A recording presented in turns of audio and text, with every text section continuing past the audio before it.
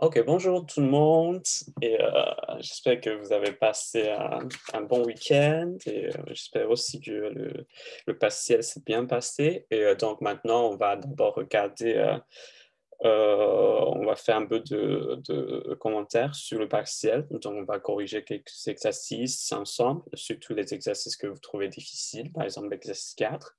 Et sur les autres, on peut juste faire des petits commentaires rapidement. Ok, par exemple, l'exercice 1, que vous voyez bien ce que j'écris sur la tablette. Ok, c'est bon, je crois. Ok, déterminer le nombre et la somme de diviseurs positifs de ce nombre-là. Mais bien sûr, le premier pas à faire, c'est la factorisation.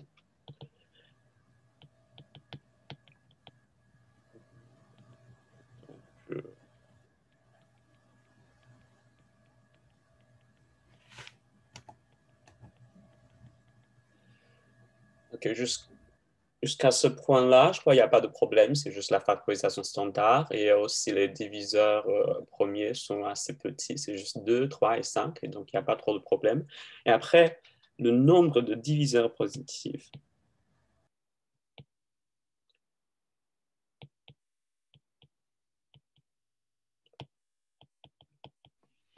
Monsieur, vous avez fait 36 fois 100 et c'est 36 000. Ah, d'accord, ok, pardon. D'accord, ok, donc il faut... Ah oui, c'est ça. Ah oui, c'est pas bon, que les indices ne sont pas corrects, pardon.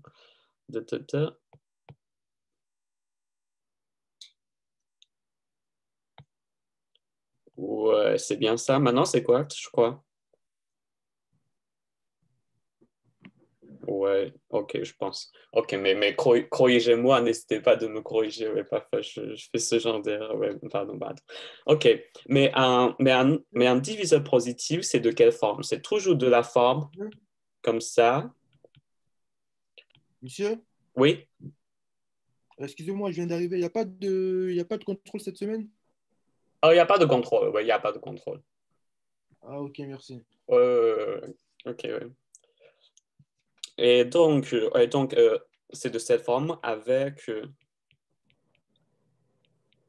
IJ égale qui prend valeur entre 0 et l'indice qui apparaît dans la factorisation de ce truc-là. Ok, donc...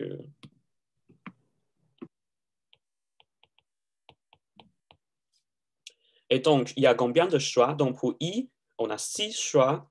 Et pour J, on a 3 choix. Et avec K, on a 4 choix. D'accord? Et donc, en fait, le nombre... Donc, c'est juste toutes les possibilités de combinaison pour ces indices I, J et K. D'accord? Puisque tous les diviseurs positifs sont de cette forme. D'accord? Et donc, ici, il n'y a pas trop de problème. Ok, d'accord. Et après, c'est la somme. La somme, on sait aussi qu'en fait, c'est juste la somme de tous les termes de cette forme. D'accord? Mais ça, c'est quoi? En fait, ça, on peut le regarder comme un développement d'un produit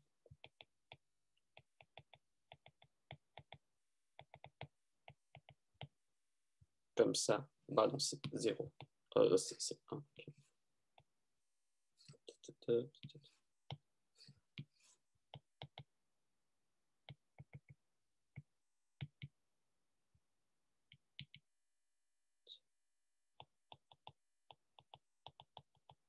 D'accord? En fait, si on doit développer ce produit-là, ça nous donne exactement juste toutes les combinaisons de cette forme, avec les indices qui sont bien, euh, qui tombent bien dans cette condition, dans ces conditions-là, d'accord? Et après ça, c'est facile. Pourquoi? Parce que pour chaque terme, ouais, déjà, c'est pas très, comment dire, il n'y a pas trop de termes, on peut même le faire à la main. Mais sinon, on peut aussi utiliser la formule pour calculer la somme d'une série géométrique comme ça. Et après, je crois qu'il n'y a pas de problème, d'accord? Monsieur, Oui, En fait, puisque c'est la somme des diviseurs, normalement, on est censé faire la somme, la première somme, plus la deuxième somme, plus la troisième somme. Ça, on fait le produit. Tu veux dire ça? Je veux dire la somme de 2 à la puissance i, plus la somme de 3 à la puissance j, plus Oui. la somme de 5 à la puissance k. Pourquoi on a fait la somme des produits? Tu veux dire pourquoi on a passé de cette étape-là à cette étape-là, c'est ça? Non, en fait, c'est pas ça. Tu veux répéter la question? Je crois que je n'ai pas compris. Genre, pourquoi on n'a pas fait la somme de 2 à la puissance i, Oui. plus la somme de 3 à la puissance j, plus la somme de 5 à la puissance k? Ouais, mais en fait, ça, c'est pas comme dire. Ce qu'on veut trouver, c'est la somme de tous les diviseurs, mais un diviseur, c'est de cette forme-là. Et donc, tous les diviseurs sont de cette forme-là. Mais ça, c'est. Ouais, ça, c'est ouais, ça c'est bien. Comme dit, il y a des diviseurs qui prennent cette forme-là, mais ce n'est pas tous les diviseurs. Parce qu'un diviseur peut être comme ça, par exemple, même, par exemple, juste 2 fois 3 fois 5. Ça, c'est un diviseur. Mais ça, c'est pas dans. Mais ça, c'est pas inclus dans cette somme-là, non? Ok, je comprends, merci. Ok, d'accord, ok. Et en fait, c'est vraiment, il faut comprendre, on dit la forme générale d'un diviseur ici. Et donc, la forme générale, c'est comme ça. Ouais, c'est juste, ouais.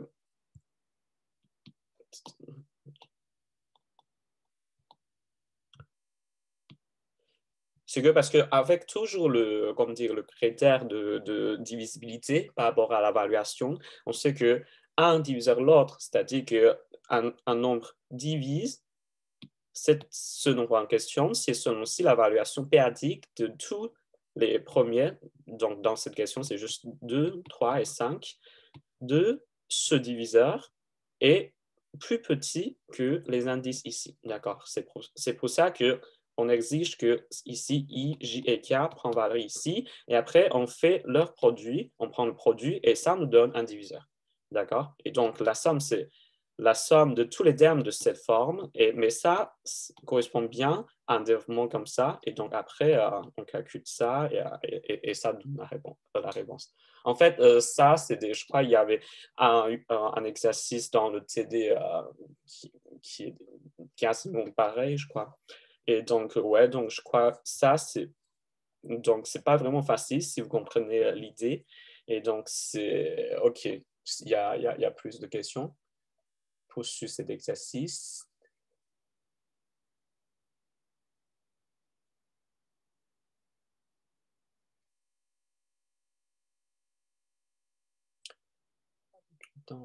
OK, il y a des messages sur le chat. Dans le calcul. En fait, le barème de l'UE, c'est que. Oh, OK. Je me souviens pas des formules. Je crois que je vous ai déjà envoyé une fois. C'est que si vous avez une meilleure note à l'examen final, et du coup, tous les autres ne comptent pas. C'est-à-dire, par exemple, si vous pouvez obtenir juste 100 sur 100 pour l'examen final, et du coup, ça, c'est votre note finale.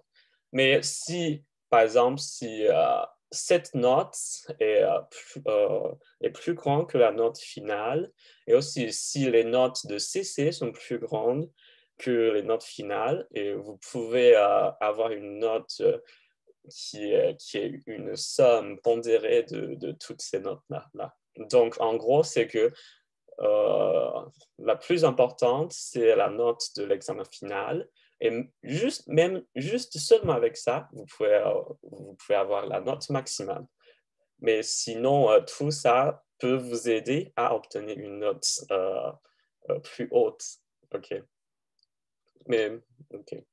Et donc, si vous avez raté ce partiel ou même des CC, mais il n'y a pas de problème du tout. Vous pouvez juste travailler plus sérieusement sur les exercices dès maintenant et sur la deuxième partie et vous aurez bien une meilleure note à l'examen final. Mais par contre, le point, même pour la deuxième partie, en fait, je crois Yann Kovar, il nous a dit que quand même, c'est l'arithmétique qui est plus importante que l'algèbre, parce qu'il y a deux parties de ce cours. Il y a la partie arithmétique, il y a aussi la partie algèbre. Et il a quasiment déjà terminé, je crois, cette partie d'arithmétique. Mais il a dit que même pour l'examen final, c'est quand même l'arithmétique qui est plus importante. D'accord? Donc, c'est-à-dire que ce n'est pas juste la deuxième partie du cours qui va être inclus dans l'examen, mais non, c'est tout ça. Et même c'est cette partie, donc c'est la première partie qui est plus importante, d'accord? Parce que la deuxième partie, l'algèbre, il a dit que ouais, c'est bien difficile et un peu abstraite et surtout, vous aurez d'autres occasions à apprendre ça après. Par exemple, il y a des cours en L3, mais pour ce cours, c'est vraiment l'algèbre, c'est l'arithmétique qui est plus importante, d'accord? Et donc, il faut quand même comprendre tout ce qu'on a fait dans la première partie. Par exemple, juste les exercices des partiels. Si vous ne comprenez pas comment faire, il faut quand même essayer de comprendre maintenant, parce que c'est bien possible il y aura des questions de ce type similaires qui apparaissent dans l'examen final. D'accord? OK. Et l'exercice 2, je crois, je crois que c'est tellement facile, c'est juste l'algorithme d'Euclide et pour trouver une relation de Bézout. Parce que ici, le PGCD de 42 et 26 est égal à 2, et 4 est 2 fois 2. Et donc, une fois on trouve la relation de Bézout de 42 et 26, on le multiplie par 2 et on aurait cette relation-là. Et par contre, Monsieur, oui, oui, oui. monsieur, est-ce que vous pouvez nous donner le barème de chaque exercice, s'il vous plaît? De chaque exercice, ça, je ne sais pas, en fait, parce que c'est Jean Kovar qui va Ah, d'accord. corriger tout ça, donc c'est Monsieur, lui monsieur, j'ai qui va déterminer. Oui. monsieur, j'ai une question. Oui. En fait, pour l'exercice 2, Oui. enfin, je savais faire le truc, mais je ne sais pas pourquoi j'avais pas eu l'idée sur le coup de diviser tout par 2. Du coup, enfin, comme il me manquait du temps et que ça allait bientôt être fini, ce que j'ai fait, c'est que Oui. j'ai résolu la congruence 42, enfin, comment on dit ça? 42x congru à, du coup, 4 modulo 26. C'est pas vraiment ce qui est demandé, mais en résolvant ça, et ben, j'ai trouvé une solution, juste une solution, pas y, mais seulement x, Ouais. qui était de, comment, je me souviens plus tellement, mais 10K plus 13 ou quelque chose comme ça. Est-ce que cette solution, elle peut être acceptée dans le cas de cet exercice ou pas du tout, parce que c'est pas vraiment ce qui est demandé, je sais pas. Ça, je ne sais pas. Du coup, c'est Yann Kovar qui va décider ce qu'il va accepter comme réponse. Mais personnellement, je crois que quand même, vous avez fait un peu, comme dire, ouais, c'est pas exactement ce qui est demandé dans cette question, mais quand même, vous avez réussi à trouver, comment dire, une partie de la solution, ou peut-être la moitié de la solution, on peut dire déjà, parce que ce qu'on veut trouver, c'est les paires X, Y comme ça, mais vous avez trouvé juste ouais, X, c'est ça? Et donc, ouais, je crois que ouais, moi, j'aurais accepté quand même ouais, ça avec des points peut-être réduits et tout ça, mais ouais, donc, pour le barème, pardon. En fait, dans cet exercice, le PGCD de 42-26, ça donne pas 1, ça donne 2. ouais, c'est Du ça, coup, exactement. en fait, le truc pour obtenir 1, c'est qu'il fallait tout diviser par 2. Mais moi, je pensais que si on faisait une division, eh ben, ça changeait le PGCD. Enfin, ça changeait pas le PGCD. Mais en fait, si Ah, ça change. ok, en fait ah ouais, ouais, parce que dans les exercices, je crois qu'on a vu dans le CC, ouais, ouais, le PCC, c'était toujours un, mais ici, en fait, c'est pas très grave. Ici, on peut faire, en fait, il y a deux façons. Soit on peut déjà le diviser par 2, par exemple, ça nous donne ça. Et après, on peut trouver une relation de Bézout comme ça. Et après, donc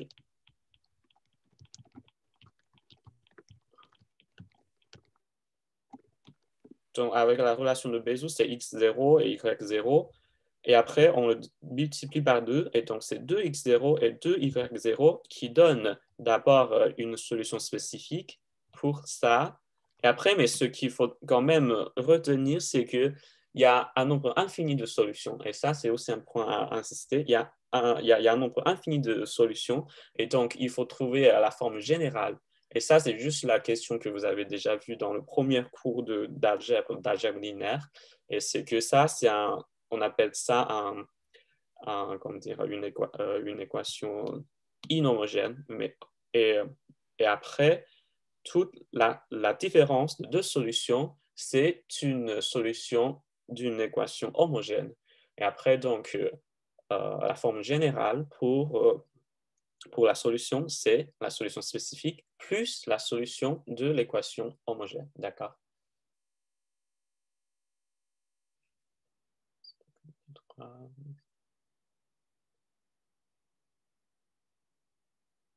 OK, d'accord. Et après, oui, mais en fait, si vous pensez que 42 et 26 ne sont pas trop grands, et donc c'est pas grave, on peut même juste commencer avec ces deux nombres-là. Et on fait l'algorithme d'Euclide et ça nous donne la même chose en fait. Parce qu'à la fin, on aura 2 pour le PGC de 42 et 26. Et donc, ouais, on peut essayer de le faire. Et donc ça.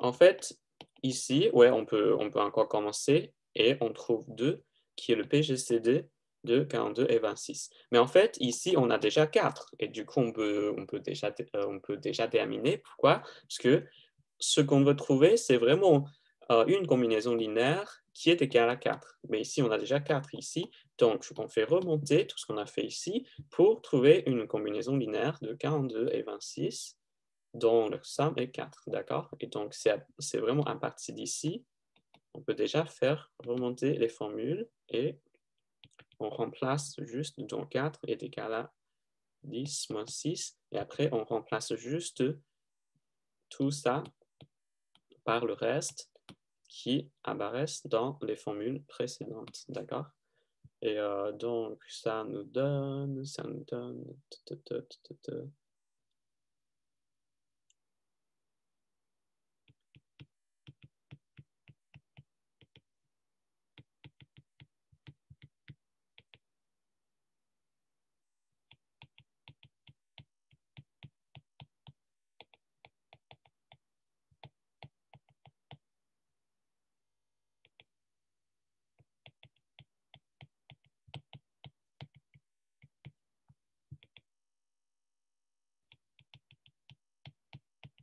D'accord?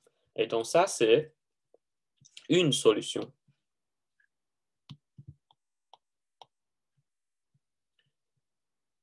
Et après, il faut juste trouver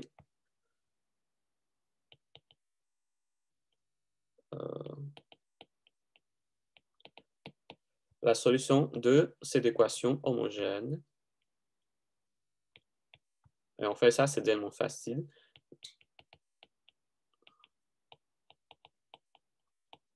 Ça, par exemple. Mais bien sûr, on peut le diviser par 2 aussi pour avoir les nombres qui sont promis entre eux, qui a une écriture plus jolie. Mais ici, c'est pas grave. Et après, donc, toutes les solutions, c'est juste comme ça.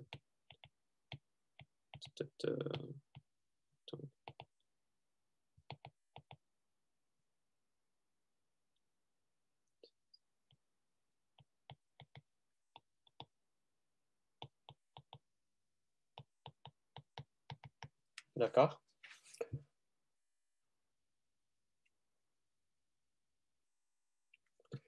OK, donc ça c'est vraiment, je crois, un exercice standard. Et donc, il n'y a pas trop à dire. Ah, l'exercice 3, ok, c'est même plus facile, puisque l'exercice 3, c'est, je crois, ce que vous avez vu juste avant le partiel, c'est notre dernière CC, et c'est exactement la même question, je crois. C'est juste qu'ici, en fait, on a plusieurs choix quand on prend l'évaluation pédagogique, puisque pour 56, ça a deux facteurs premiers, donc 7 et 2. Et donc, pour montrer que ce nombre-là n'est pas rationnel, ça revient de montrer que ça n'est pas rationnel. Mais il faut dire pourquoi. Pourquoi? Parce que la somme et la division, la subtraction et la multiplication de deux nombres rationnels donnent toujours un nombre rationnel. Et on peut le voir par la définition. Et donc, ça revient de montrer que ce truc-là n'est pas rationnel. Et donc, il faut juste trouver une contradiction à partir de cette relation-là. Et là, donc on utilise l'évaluation. Ah non, en fait, il y a juste une possibilité de choix. OK. Parce que ici, en fait, ah ouais, parce que ça nous donne, on peut juste prendre P égale à 7, ouais, parce qu'ici, l'indice pour 2, c'est aussi 3, ok.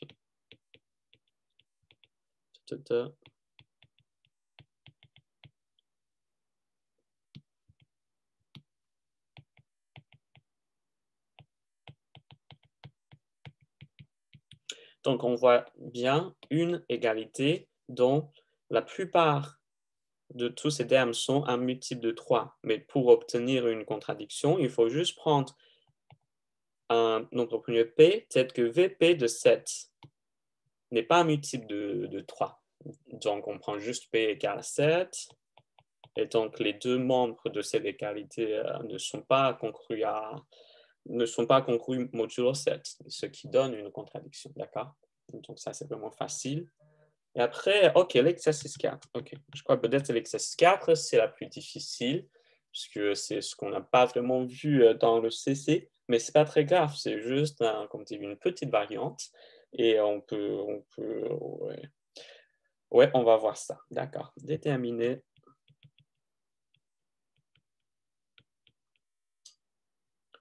l'ensemble de A dans Z, d'être que la concurrence A fois X, concurrence à 6, modulo 20, a une solution X dans Z. OK. C'est quoi le premier réflexe? En fait, ça, c'est une question pour trouver la possibilité de tous les A dans Z. Mais en fait, on sait que ça revient de juste trouver la classe de concurrence de A modulo 20. Parce que donc, la condition, c'est une condition de concurrence modulo 20. Donc, si on a un candidat A0 qui est dans cet ensemble, et on sait que les autres nombres qui sont congrus à A0 modulo 20 tombent aussi dans cet ensemble. Okay? Ça, on peut le voir juste par la définition, puisque, mais en gros, si on regarde une concurrence modulo 20, et donc tous les multiples de 20 ne comptent pas, et donc ça ne sert à rien de... comment dire? Et donc, ça ne change pas du tout si on ajoute une partie qui est un multiple de 20, d'accord? Et donc, on a bien donc déjà cette intuition que donc, il faut juste chercher toutes les valeurs modulo 20. Donc, il y a ou plus 20 choix.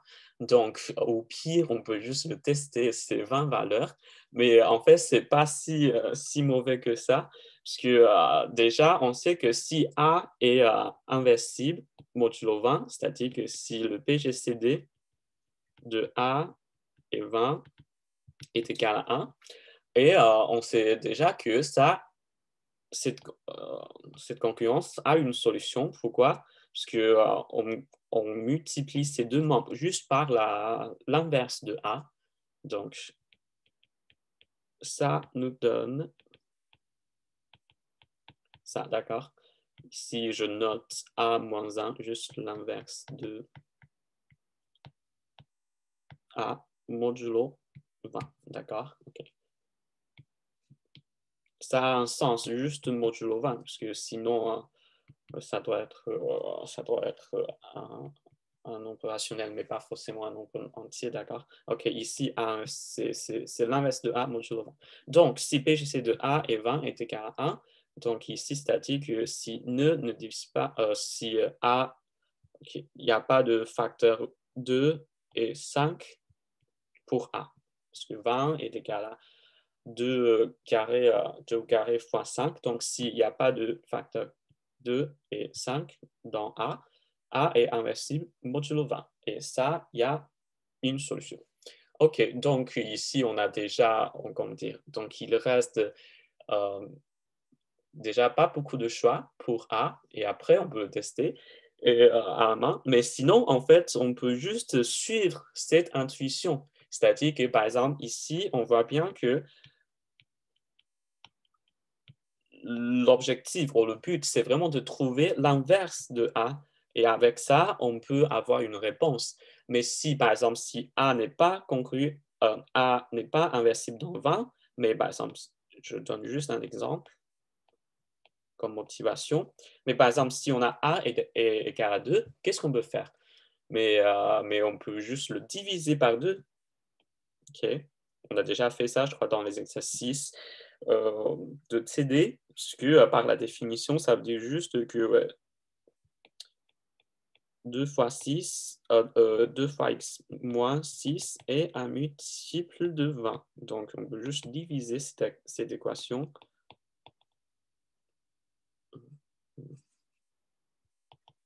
par 2. Et donc, ça,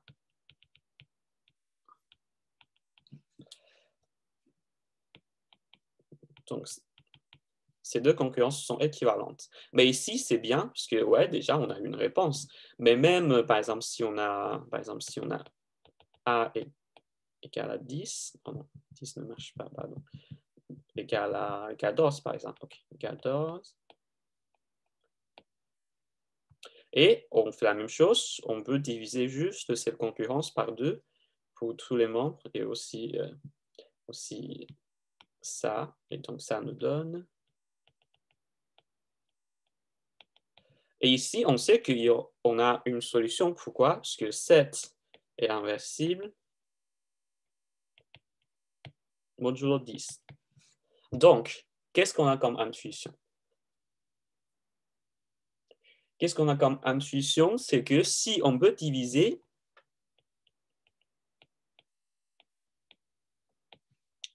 cette concurrence par le PGCD de A est 20. Parce que si on divise A et 20 par le PGCD de A et 20, ça nous donne, donc on aurait les deux trucs qui sont premiers entre eux. Donc A, pardon.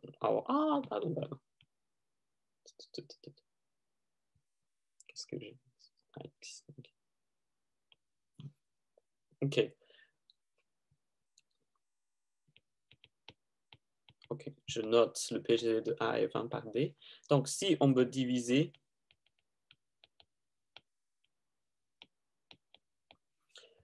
tous les D1 par D, et on sait que, ouais, on a une réponse, parce que A sur D est première à 20 sur D. Et donc, A sur D il faut retenir ici, ça c'est vraiment un nombre entier, puisque D divise A. Et donc, ça c'est un élément inversible dans modulo 20 sur D, qui est aussi un nombre, qui est aussi un nombre entier. Donc, la question c'est juste que, est-ce que D divise B ou pas? Donc, si D divise B, et on peut faire ça, et donc on va dire que, ouais, il y a une solution. Et si D ne divise pas B, donc, juste avec tout ce qu'on a vu jusqu'à ici, c'est bien possible qu'on peut dire, ouais, il n'y a pas de solution, mais il faut le prouver. Donc, ça, c'est ce qu'on va faire. Et donc, tout ça, c'est juste pour avoir des motivations et des intuitions. Et donc, en fait, déjà, ici, il ne nous reste pas beaucoup de choix. C'est-à-dire que ici, si on teste toutes les valeurs de 0 à 20, et on trouve juste le PGCD de A et 20, et on regarde si ce D peut diviser 6 ou pas. Et donc, si il peut diviser 6, ouais, on peut dire tout de suite que ouais, on a une réponse. Et sinon, on regarde si on peut prouver qu'il n'y a pas de solution. OK, donc en fait, je veux vous donner la réponse de la question vraiment générale de ce type. C'est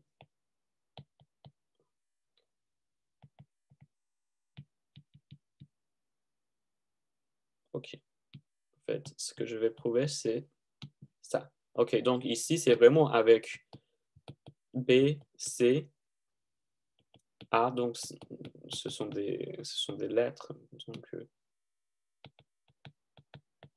Donc, c'est vraiment la question généralisée. OK. Donc, ici, il faut juste remplacer B par 6 et C par 20. OK. C'est seulement si le PGCD de A et C divise B. OK, d'accord? OK, ça, c'est ce que je vais montrer. En fait, pour cette direction-là, c'est pour cette direction-là, en fait, on a déjà montré plus ou moins, c'est-à-dire que si le PGCD de A et C divise B, donc on peut juste diviser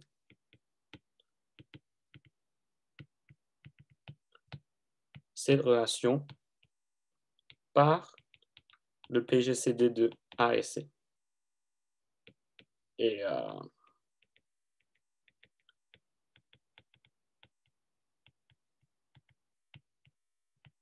donc après, A0, donc on peut le noter comme A0, est inversible modulo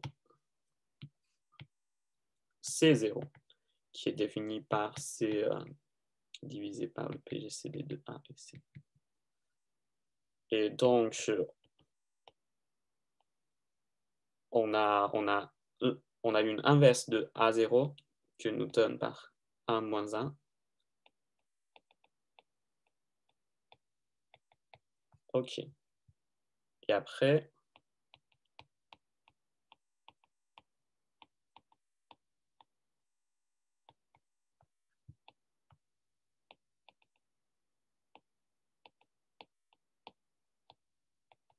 ça, c'est bien une réponse pour X. D'accord?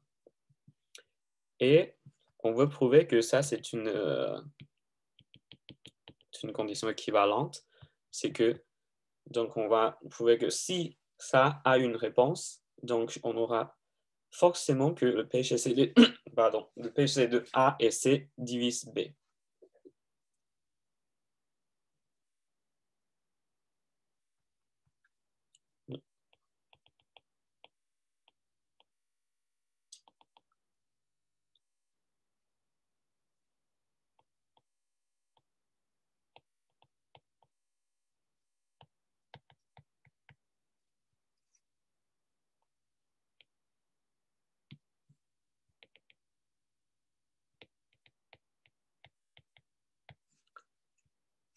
OK.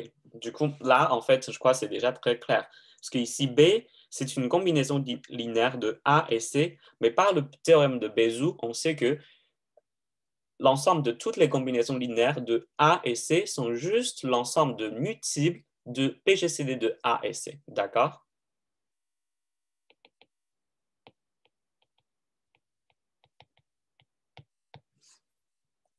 Est-ce que ça, c'est clair pour tout le monde? Parce qu'en fait, l'ensemble de...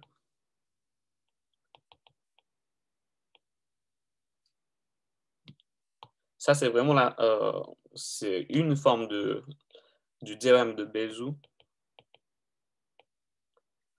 Ah non. OK. avec A, B, C, Y dans Z. Oui, c'est juste les multiples.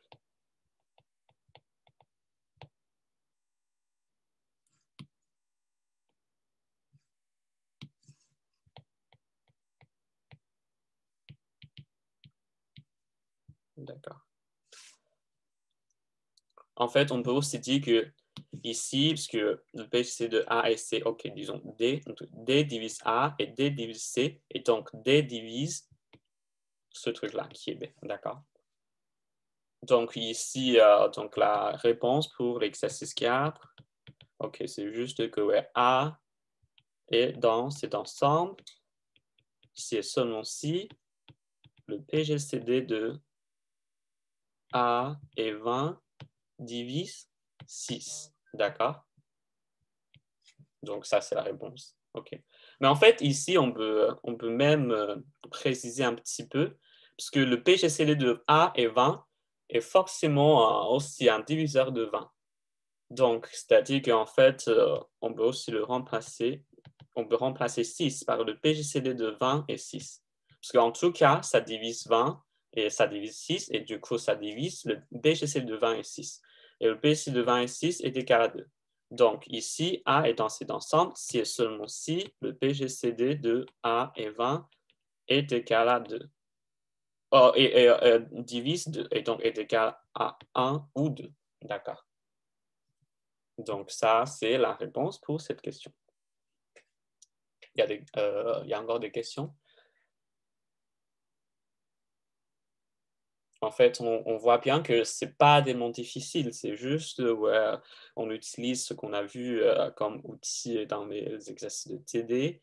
Ouais, ce n'est pas un exercice exact ce qu'on a vu, mais avec tout ce qu'on a appris, ce n'est pas vraiment difficile.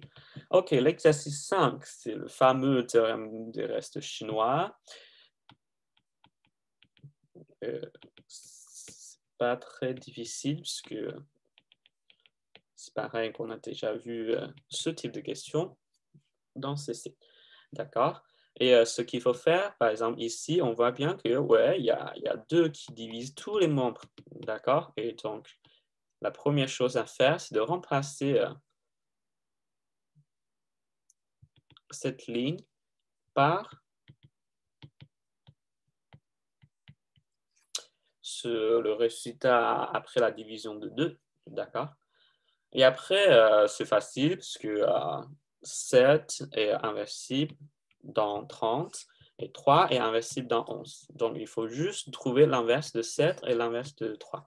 D'accord? Modulo 30 et 11 respectivement. Et comment faire? Et donc, il y a 2 manières. Soit on peut juste le tester à la main, parce que en gros, en fait, c'est pas tellement difficile ici. On peut juste essayer, par exemple, 31 et 161 et 91. Et donc, les multiples de 30 plus 1. On teste tous ces nombres-là pour voir à partir de quel moment ça devient un multiple de 7. D'accord? Et donc, par exemple, juste ça, on voit que, en fait, 91 est un multiple de 7. Donc, c'est-à-dire que 13 est l'inverse de 7 modulo 30. Et ici, c'est pareil. Et on teste d'abord 12. Est-ce que 12, c'est un multiple de 3? Ah oui, déjà, oui, on a réussi. Okay. Donc, 4, c'est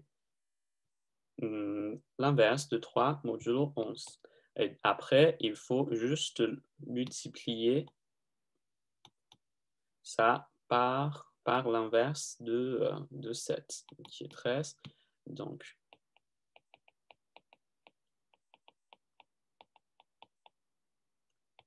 OK, mais ça, c'est donc un 1. Donc,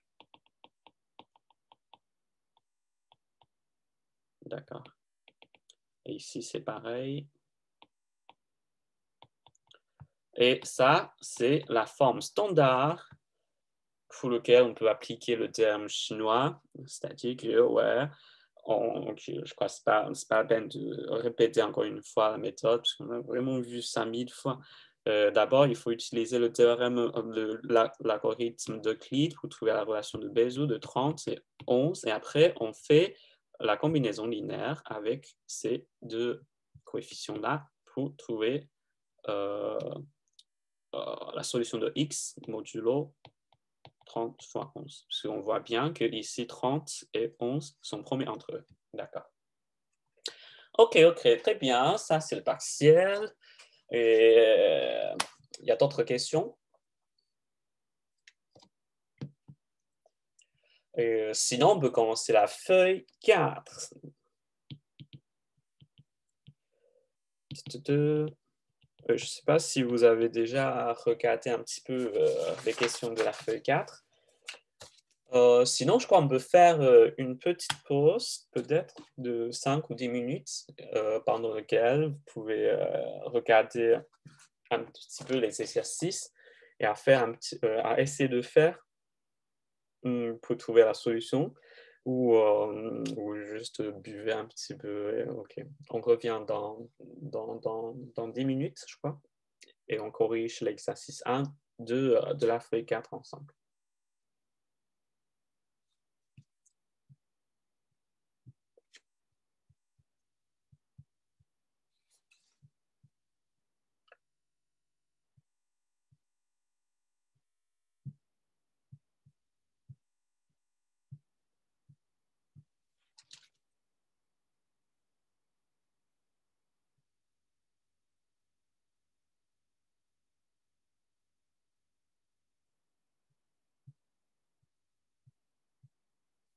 Ah, il y a beaucoup de messages sur le chat.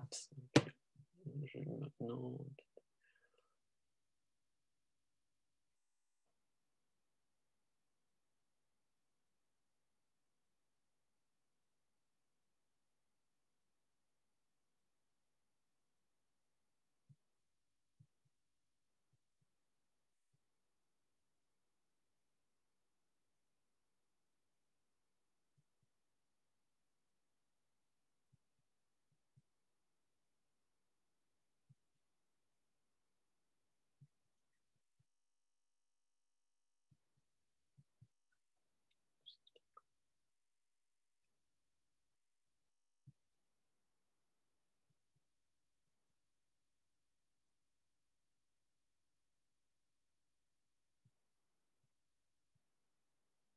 Ah, Nassim a déposé une question il y a un moment, mais désolé, je n'ai pas vu. Réexpliquer comment retrouver la solution générale, mais je me souviens déjà plus. Ça, c'est pour quel exercice? Ou peut-être... Ah, d'accord, ok, c'est déjà montré. Ok, d'accord, c'est bien. Ah oui, c'est intéressant. Il y a cette discussion de la raison si on rate un examen. Est-ce que ça, c'est à cause du manque de travail? Personnellement, je ne crois pas forcément, parce que j'étais aussi étudiant en licence il y a quelques années. Mais je trouve que il y a plusieurs facteurs. Par exemple, il y a un manque de temps pour l'examen, parce qu'en tout cas, pour les mathématiques, en recherche, on n'a pas cette limite dedans.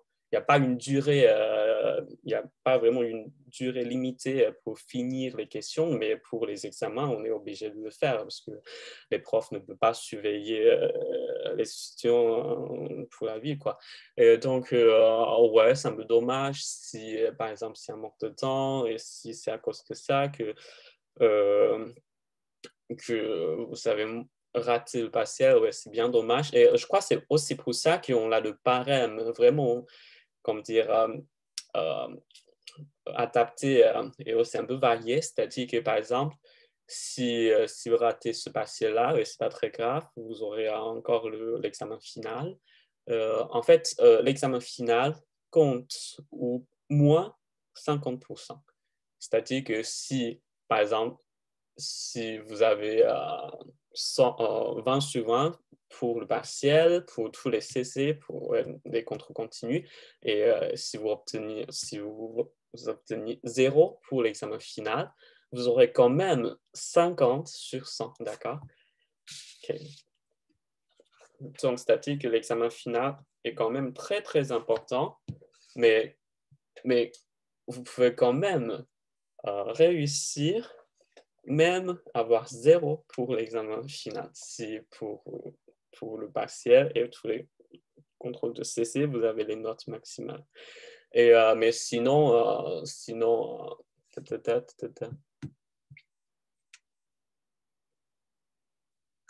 ah oui, ah oui, ça c'est vrai, oui. Et c'était des points cadeaux parce que c'était vraiment, c'était vraiment simple. Ah oui. Et même pour le CC, c'est pareil. En fait, dans une situation, vous pouvez avoir 20% pour le CC et 30% pour le partiel et 50% pour l'examen. Okay.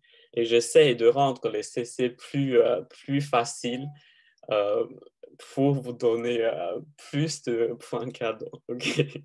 Mais il faut quand même travailler pour comprendre vraiment les choses de base. Okay?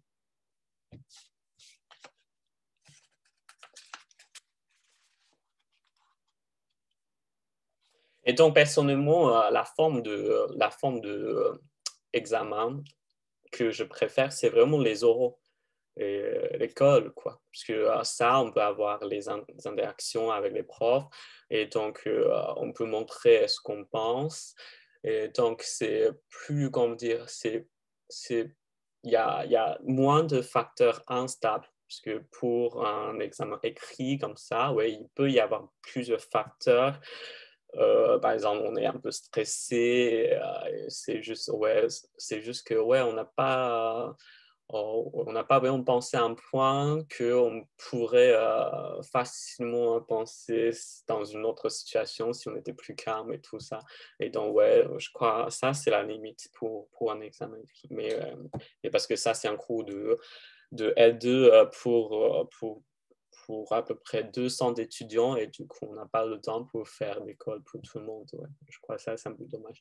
Mais pour les concours importants, après, par exemple, le concours pour intégrer le NES et tout ce type de concours, c'est vraiment l'école, les oraux qui comptent le plus. Et dans cette situation-là, il y a moins de facteurs instables comme ça.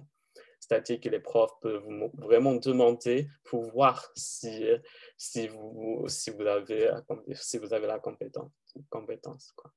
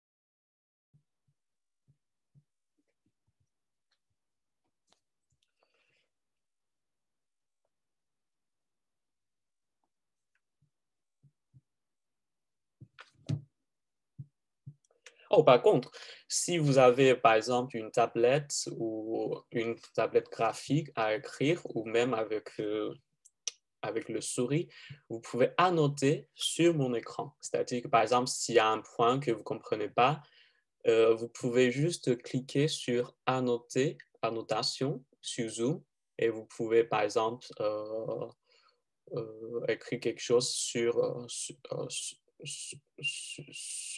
ce partage d'écran. Quelqu'un peut essayer, par exemple, pour faire voir si on peut faire ça.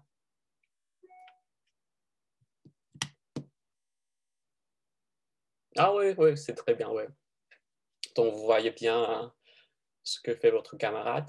Et donc, par exemple, s'il y a des trucs que vous ne comprenez pas, et vous pouvez donc juste me montrer précisément quelle ligne. Et donc, comme ça, je peux savoir précisément c'est quelle ligne que vous ne comprenez pas et si vous voulez montrer des formules, et vous pouvez aussi écrire, par exemple, vous pouvez juste faire comme ça, et donc je veux savoir quel endroit que je dois regarder, d'accord.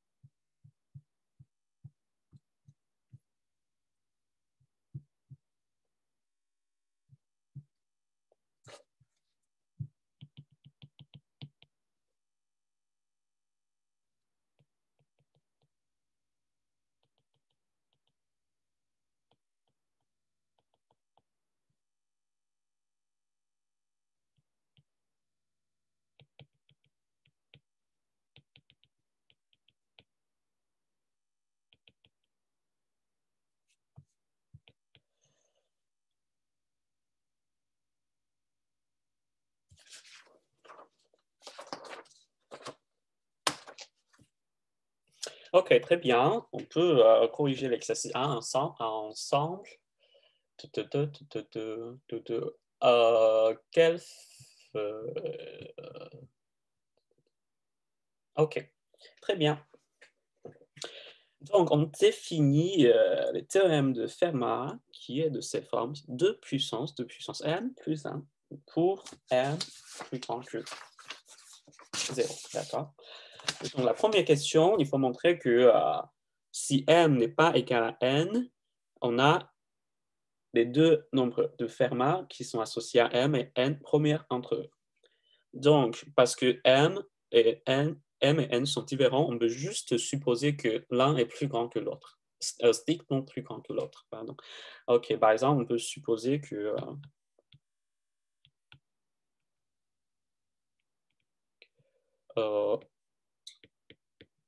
n est strictement plus grande que m. D'accord? Et donc, comment montrer que deux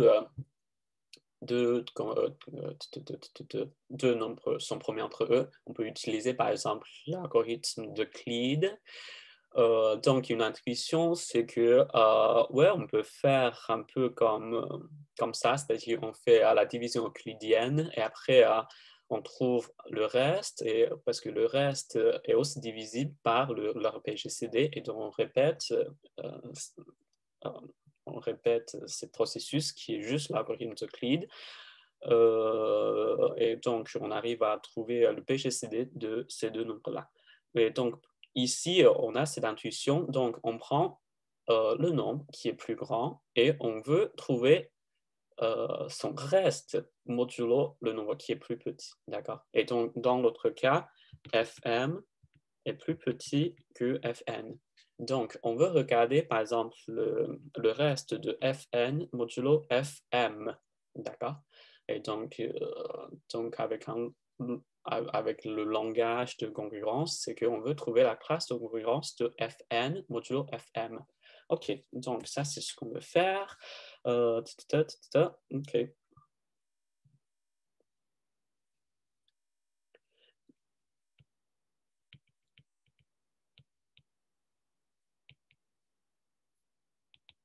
OK. Donc, bien sûr, il faut trouver des liens entre Fn et Fm. Okay.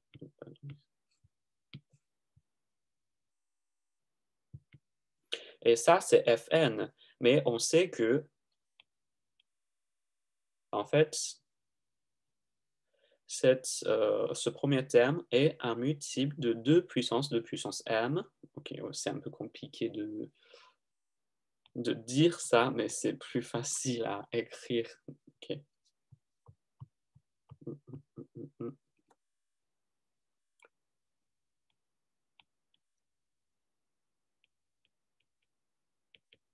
Ok. Alors, ça, c'est vraiment très important. Ok. Monsieur, excusez-moi. Oui. Pourquoi est-ce que c'est 2 puissance n moins 1 et pas plus 1? Ah oui, pardon. Ok, ah oui, c'est plus un. D'accord. Ah oui, c'est ça. Ok, pardon. Ma faute. Oui, c'est ça. Ok. Et ça, ce qu'on a utilisé, c'est que, ouais, c'est la compatibilité de puissance avec la multiplication, d'accord? OK, c'est pour ça qu'on peut trouver que cette partie, en fait, c'est juste ouais, un multiple de puissance m. Et il nous reste ça, OK. Mais en fait, parce que ce qu'on va trouver, c'est le reste de Fn modulo Fm. Mais on sait toujours que ouais, pour faire les opérations modulo un truc, on peut d'abord prendre le reste, modulo ce truc, et on fait les opérations de multiplication, de puissance et de tout ça après. D'accord, ça c'est ce qu'on a déjà vu. Donc ici, bien sûr, il faut remplacer ce truc par son reste modulo f de fm, d'accord? Parce que après, donc ça devient petit et on peut faire notre calcul. Mais ça, c'est concu à moins 1 modulo fm, puisque c'est juste la formule qui définit fm, d'accord? Donc ça, c'est concu à moins 1 puissance un multiple de 2 plus 1, d'accord? Parce que ici, c'est un multiple de 2. Donc, moins 1 puissance un multiple de 2, c'est toujours égal à 1, d'accord? Donc, ça, c'est égal à 2 modulo fm. OK. Donc, ce qu'on a, c'est que Fn est concu à 2 modulo Fm. Donc, le PGCD de Fn et Fm divise ce reste-là qui est 2. Okay. Ces relations, on peut le montrer juste par la définition, ou en fait, ça, c'est aussi l'idée dans l'algorithme d'Euclide. Pourquoi on a développé l'algorithme d'Euclide? C'est exactement ça. C'est que le PGCD divise le reste aussi. C'est vraiment l'idée essentielle qui nous a permis d'utiliser l'algorithme d'Euclide. D'accord?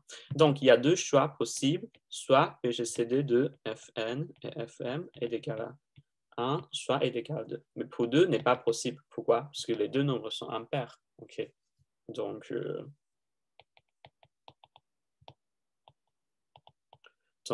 la seule possibilité, c'est que le PGCD de Fn et Fm est égal à 1. D'accord?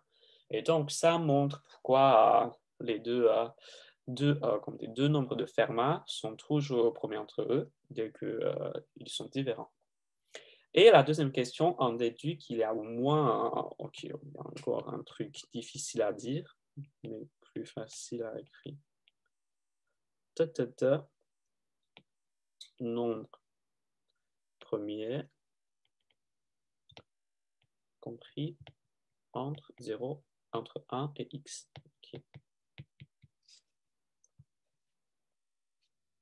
Mais en fait, d'où vient ce truc-là?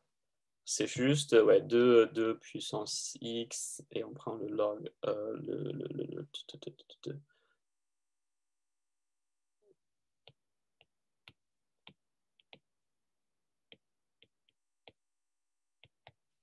et ouais, c'est ça. Et si on prend le log encore une fois,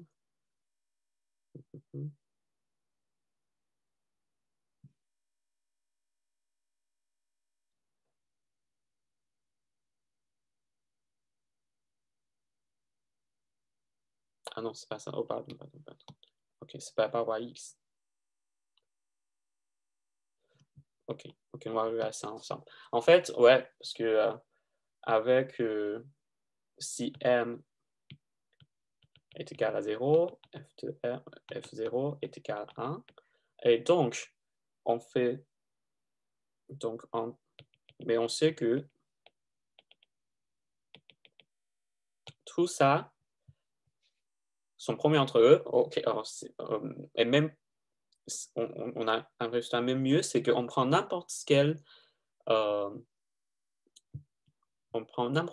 paire de nombres de Fermat, ils sont toujours premiers entre eux, c'est-à-dire que si on regarde m nombres de Fermat, et on a toujours que le PGCD de FI et FJ sont premiers entre eux. C'est-à-dire que en fait, il n'y a pas de facteur premier qui apparaît plus qu'une fois dans cette série. Okay, on peut dire que ouais, on a une série de nombres de Fermat, F0, F1 jusqu'à Fm. Si on a un nombre premier P, est-ce que P peut apparaître dans deux nombres ici? Non. Pourquoi? Parce que ça, c'est ce qu'on a montré. Pour n'importe quelle paire de nombres Fermat, ils sont premiers entre eux. D'accord? Donc, c'est-à-dire que on a au moins M nombres premiers distincts dans cette série. D'accord? Qui sont les diviseurs pour ça. Okay. C'est-à-dire pas que les nombres de Fermat sont déjà premiers, mais c'est que si on regarde leurs facteurs premiers, il y a au moins M facteurs premiers distincts pour cette série. D'accord? Est-ce que ça, c'est clair pour tout le monde? Oui, parce que c'est juste, on peut imaginer leur factorisation, puisque toute paire de nombres, de deux nombres de Fermat sont premiers entre eux, et donc il n'y a pas de facteur premier en commun. Donc, si on regarde leur factorisation, on aura au moins m, enfin m-1 en fait, mais c'est pas très grave. Okay. M-1 nombre premier différent, d'accord? Mais ici, c'est OK, donc ici, c'est pareil. OK, donc on peut dire que, ouais, il y a au moins M nombre premier compris entre 0, entre 1 et le nombre de Fermat qui est défini comme 2 puissance 2 puissance M plus 1, d'accord? Et donc ici, c'est juste qu'on remplace f de m par x, d'accord? Ok, donc l'idée, c'est juste que, ouais, donc on remplace fm par x et on retrouve m, donc qui correspond à peu près à ce truc-là, d'accord?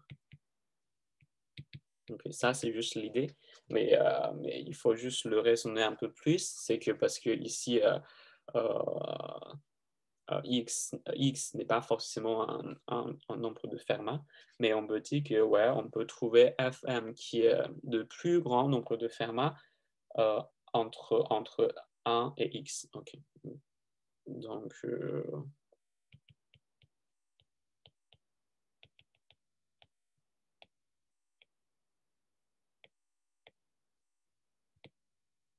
on prend le plus grand nombre de Fermat entre 1 et X. Okay. Le plus grand veut dire que, en fait,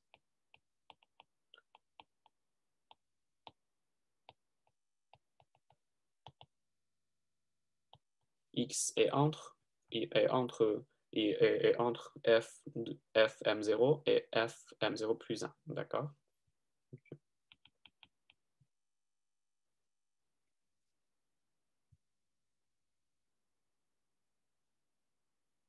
Et donc, en fait, on prend juste log de x, okay. Log 2 de x et plus et entre.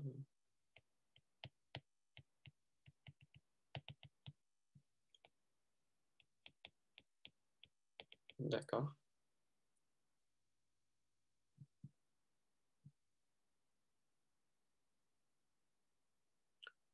Et donc, on a quoi?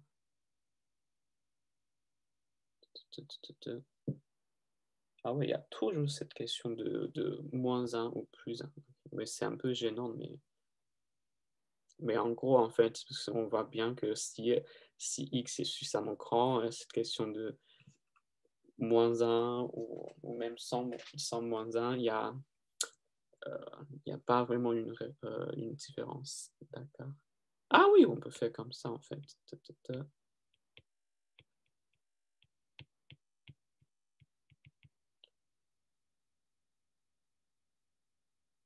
Oui, c'est ça. En fait, ici, ça veut dire juste que, ouais, parce que x strictement plus petit que ce truc-là, parce que x, c'est un nombre entier, donc on peut juste remplacer le signe strictement plus petit par plus petit ou égal sans ajouter cette plus 1, d'accord? Ok. Donc, on peut avoir ça, et ça, c'est juste...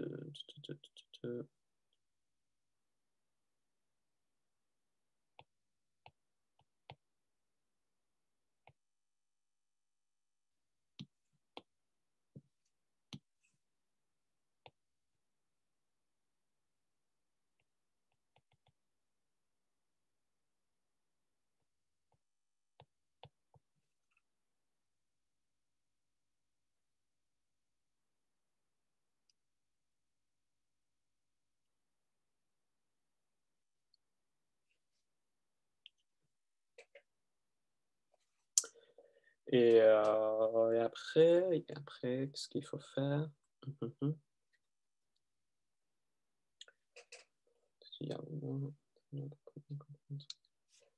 Ah, j'avais l'impression qu'on avait presque fini, mais pas forcément, non.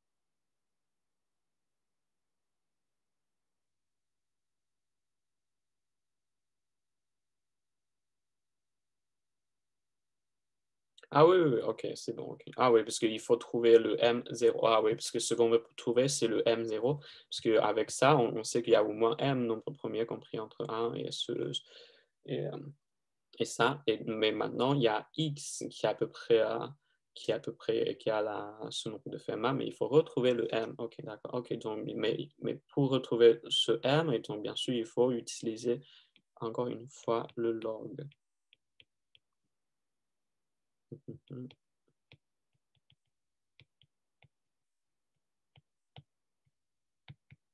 D'accord. Ok, donc en fait, ce qu'il faut dire, c'est juste que M0 plus 1 et... Ah oui, ah oui, ah oui, je suis bête, parce que le log 2 de 2, c'est juste 1, ok, ok. Ça, c'est égal à 1. Oui, ça, c'est égal à 1, pardon. Ça, c'est égal à 1, ouais. Oui, c'est ça. Ah, ok, ah oui, on est bon. Ok, ok, c'est bon. Ok, donc c'est exactement la forme demandée. Ok, parce qu'ici, de 0 à m, on sait qu'il y a au moins m plus 1 nombre premier compris entre 0 et ce nombre de Fermat. Mais ici, c'est entre x et 1 et x. Et donc, ce qu'on veut faire, c'est juste remplacer x par un nombre de Fermat. Mais x n'est pas forcément un nombre de Fermat, mais ce n'est pas grave. X est toujours, comment dire, x se trouve toujours entre deux nombres de Fermat. Et donc, on prend juste le nombre de Fermat qui est le plus proche par rapport à x. Et après, donc avec cette inégalité, on peut trouver que le nombre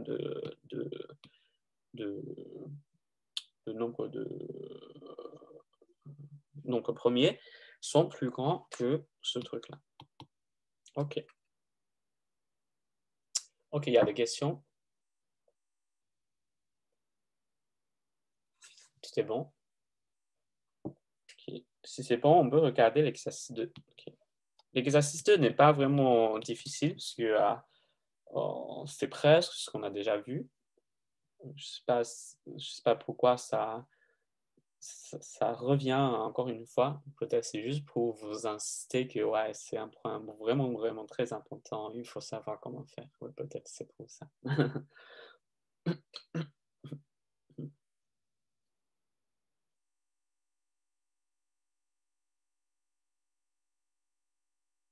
Ah ouais, il faut... OK. faut dire encore un mot ici. OK, c'est par la définition, log 2 de 2 est égal à 1. Okay. J'ai même pas pensé à utiliser ça. OK, j'étais trop bête. Oui, parce que, comment dire, on a l'habitude d'utiliser log ou log de E. OK, E, c'est la limite de ça. Ouais, je crois. Vous avez vu ça dans votre cours d'analyse. Et donc, ouais, c'est pour ça qu'on a toujours l'habitude de travailler avec log de E et parfois on le note juste comme log. Et pour log avec la base 2, ouais, on n'a pas vraiment cette habitude. Et donc, il faut savoir que ouais, par la définition, log 2 de 2, c'est juste ce cas-là.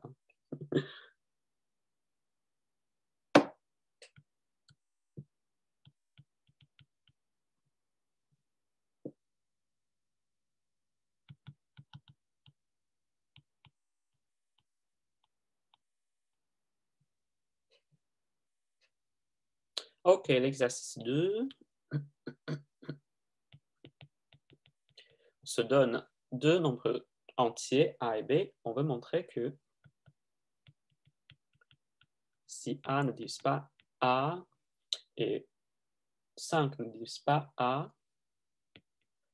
on a A puissance 100 conclu à 1 modulo 1000.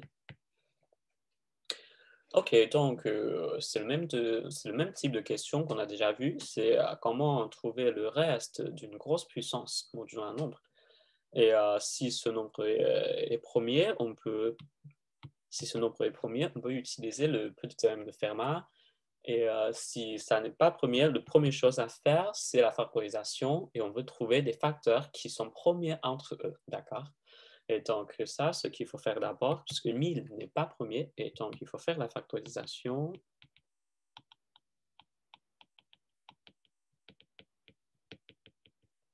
Et on veut trouver deux facteurs qui sont premiers entre eux, dont le produit est égal à 1000. Et donc ici, c'est juste 8 et 125, qui est juste ouais, 2 puissance 3 et 5 puissance 3, d'accord. Et donc c'est équivalent de montrer que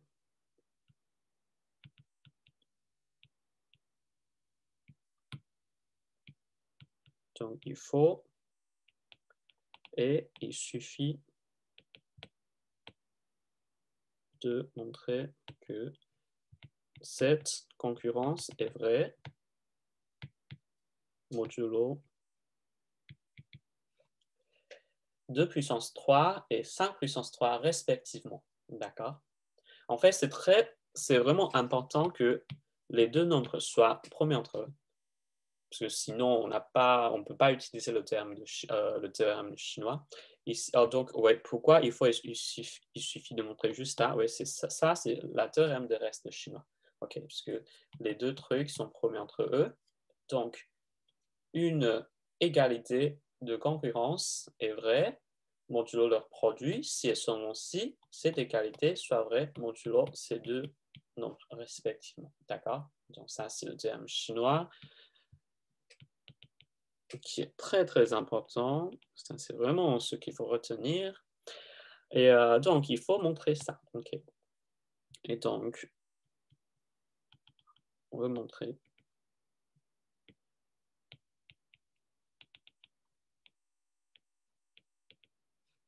ça. OK, parce que 8 n'est pas très grand en tout cas. Donc, pour montrer cette ligne-là, on peut faire par exemple un tableau. Parce que modulo 8, on a juste 8 classes de concurrence.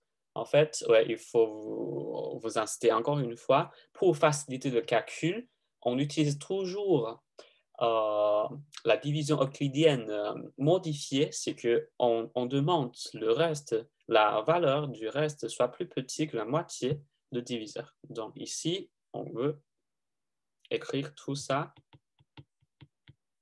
comme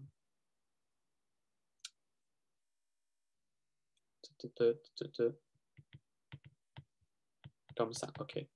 Parce que 5 est conclu à moins 3 modulo 8, et c'est pareil pour 6 et 7, mais moins 3, moins 2, moins 1 sont plus faciles à manipuler que 5, 6 et 7, d'accord?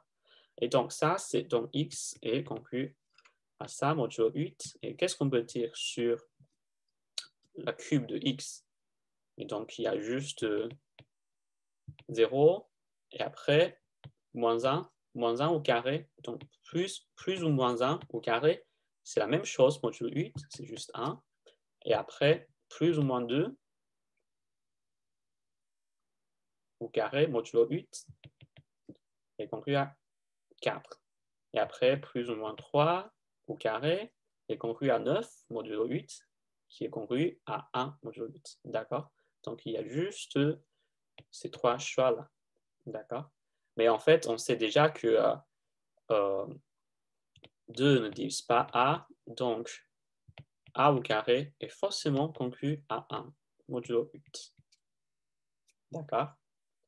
Et donc, bien sûr, A puissance 100, qui est une puissance de A puissance 2, est toujours conclu à 1, modulo 8. Donc, ça, c'est fini pour ça. Et après, donc, c'est la deuxième ligne qu'on doit montrer. Ah, ok, maintenant, je comprends pourquoi. C'est un système à résoudre. Ah oui, vous voulez dire ok. Ah, ok. Tu veux dire l'équivalence entre ça et ça? Oui, en fait, on peut dire que c'est d'un point de vue. Ok, ok. Donc ça, c'est la forme différente de. Ok, je réponds à une question déposée par votre camarade Arnaud sur le chat. Donc, pourquoi ça revient de montrer ces deux équivalences? En fait, ça, c'est juste une forme du théorème chinois. C'est-à-dire que le théorème chinois, ok, il y a plusieurs formes. D'abord, c'est sous la forme de résoudre un système. C'est-à-dire que, ouais, on a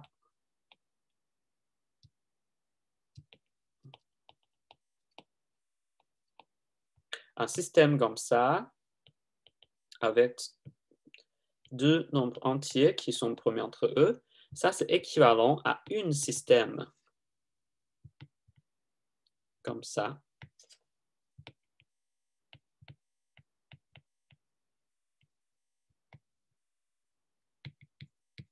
D'accord? Ok, du coup ça c'est une forme. Mais en fait, avec une autre forme, on peut aussi dire que deux égalités de concurrence modulo P et Q sont vraies. Si elles sont aussi, ça reste vrai modulo PQ. Pourquoi? Parce que, en fait, ok, donc c'est notre cas ici. Donc, ce qu'on veut montrer, on peut juste imaginer que ici, on remplace A et B par 1, d'accord? Ok, donc on a deux systèmes à résoudre comme ça.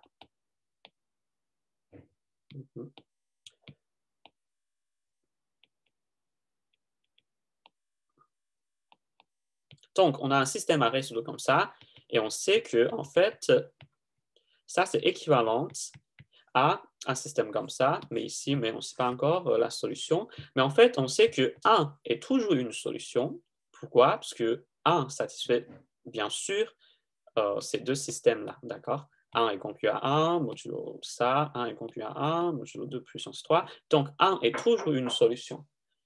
Oh, pardon. Oh, ok, c'est pas grave. Ok, on continue. Donc, 1 est toujours une solution. Mais ici, donc, mais on sait que si on peut montrer que A puissance 100 est conclu à 1, modulo ce deux trucs-là, donc A puissance 100 est une solution pour ce système-là. Mais on sait que les deux systèmes ont le même ensemble de solutions. Donc, c'est-à-dire que A puissance 100 est aussi une solution pour ce système-là. Mais A puissance 100 est une solution, veut dire juste que cette égalité est vraie. D'accord? Est-ce que ça répond à ta question?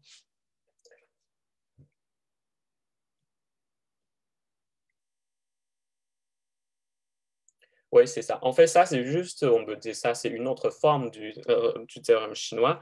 C'est que, ouais, avec le langage, en fait, je crois, vous allez voir ça dans la deuxième partie du cours. Donc, sous la forme la plus abstraite, on peut dire qu'en fait, on a juste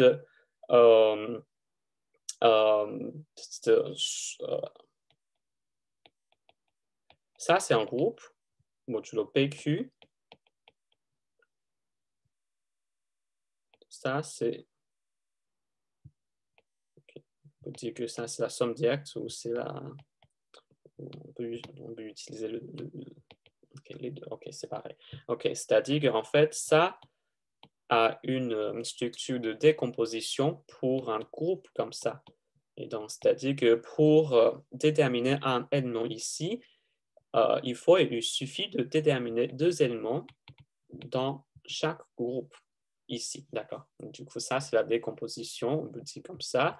Et donc, on peut imaginer les 2 éléments comme les coordonnées pour un élément ici, d'accord? Okay. Du coup, ça, c'est la forme la plus abstraite. La forme de base, c'est la question de résoudre un système.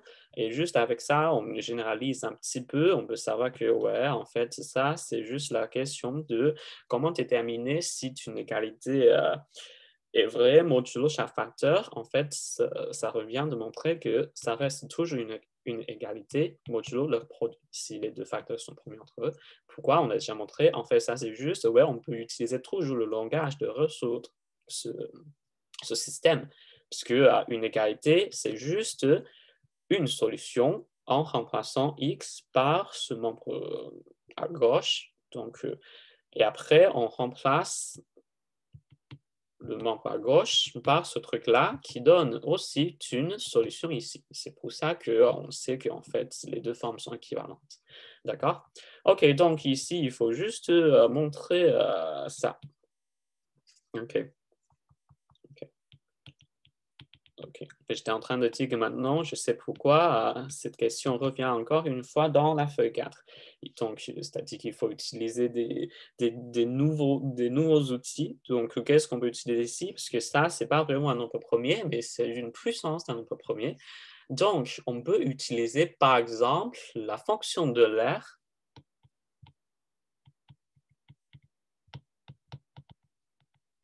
OK. Déjà, on sait que 5 ne divise pas A. Donc, A est bien inversible dans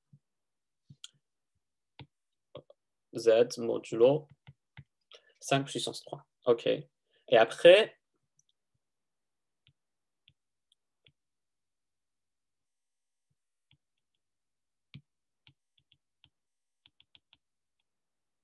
on sait que A puissance phi de 5 puissance 3, ici phi c'est juste la fonction de l'air, est conclu à 1 modulo 5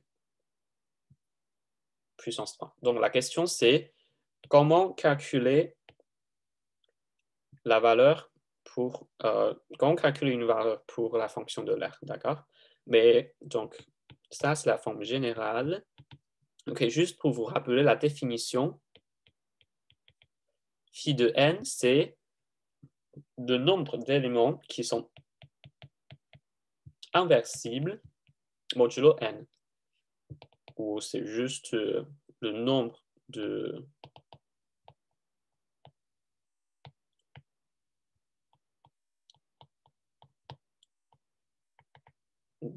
nombre qui est premier à n entre 0 et n-1, d'accord? Et du coup, ça, c'est parce qu'on sait que si on regarde juste les classes d'équivalence modulo n, un reste modulo n est inversible si et seulement si ça, c'est premier à n. C'est-à-dire le BGCD de ce nombre D, de ce reste, et n est égal à 1, d'accord? Donc, si n est égal à une puissance d'un premier, donc ça, c'est très facile, parce que pour ça, un nombre est premier à p puissance q, si et seulement si p ne divise pas q, d'accord? Et donc, les éléments inversibles dans z modulo p puissance q sont juste d'abord le nombre de tous les éléments moins le nombre qui sont divisibles par P. D'accord? Mais les nombres qui sont divisibles, c'est juste tous les multiples de P. Donc, on a un élément sur P qui est un multiple de P. D'accord? Et donc, ça, c'est le nombre de tous les éléments modulo P puissance Q. Après, ça, c'est tous les éléments qui sont divisés par P. Et après, ce qui reste, c'est le nombre d'éléments inversibles. D'accord? Donc, ici, ça, c'est juste 5 puissance 3 moins 5 au carré. D'accord? Ce qui donne exactement 100. Okay. C'est pour ça qu'on sait que A puissance 100 est conclu à 1. D'accord? Et donc voilà, on a gagné parce qu'on a montré que ces deux égalités sont vraies. Donc, ça, c'est équivalent à dire que cette égalité de concurrence est vraie modulo leur produit. D'accord. OK, la deuxième question, c'est vraiment facile, parce que c'est toujours la même question, mais c'est juste que ici, pour B, on ne suppose pas que B est congru à 10. Parce qu'en fait, pour la première question, on suppose que 2 ne divise pas A et 5 ne divise pas A, veut dire juste que A est premier à 10. Okay? Mais ici, donc en fait, on a plusieurs possibilités, c'est-à-dire que ici, on a il y a 4 possibilités, 4 concernant la divisibilité par 2 et 5.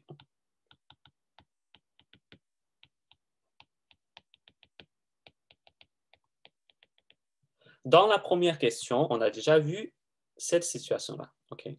Donc, dans cette situation, B puissance 10 est conclu à 1 modulo 1000. OK? Mais dans cette situation-là, en fait, si 2 divise pas, si 2 divise B, donc c'est-à-dire que B puissance 10 est bien sûr conclu à 0 modulo 2 puissance 3, etc. Et c'est pareil pour 5 puissance 6. Et ça, c'est l'équivalent à dire que juste avec la même manière de raisonnement comme dans la première question, que B puissance 100 est conclu à 0 modulo 1000. En fait pour ces deux lignes sont pareilles. En fait, pour montrer une égalité de concurrence modulo 1000, il faut juste montrer ça modulo 2 puissance 3 et 5 puissance 3 respectivement. Et donc, bien sûr, d'où viennent ces deux nombres bizarres 376 et 625, mais bien sûr, c'est la solution d'un système qui prend la forme modulo 2 puissance 3 et 5 puissance 2 puissance 3 et 5 puissance 3, d'accord? Donc ici, on voit bien que si 2 ne divise pas B, et donc B puissance 100 est égal à... OK, je regarde juste cette situation parce que pour la troisième ligne, c'est vraiment pareil.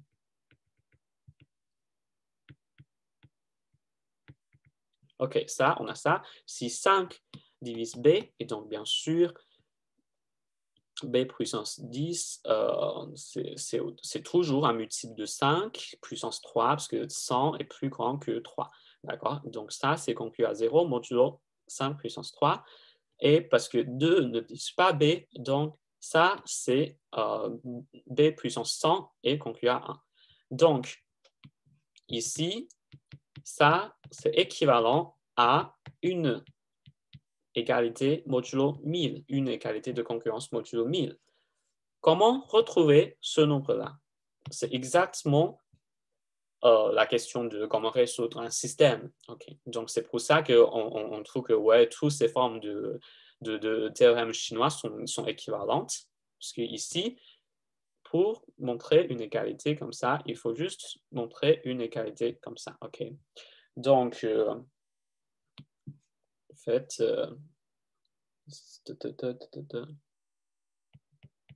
c'est 625 qui satisfait ces deux conditions-là, d'accord?